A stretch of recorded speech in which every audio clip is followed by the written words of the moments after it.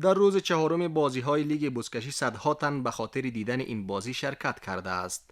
تماشاچیان این بازی تاریخی میگوید بعد از رنج‌های فراوان جای خرسندی است که به تعداد زیاد از مردم این بازی را از نزدیک مشاهده می‌کنند. مردم افغانستان خیلی رنج و تکلیف دیده هستند.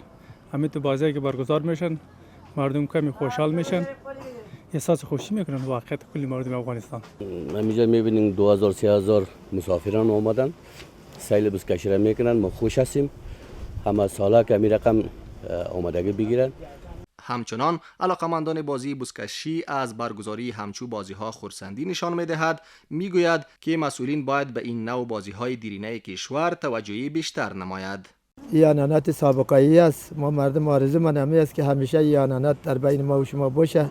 از دور و نزدیک جمع‌آوری میشیم، بسیار احساس خوشی میکنیم. ولی خوش هستیم که امید به این بازی و به این مردم، به این جمع‌آوری مردم، به این جمع جوش مردم خوش هستیم.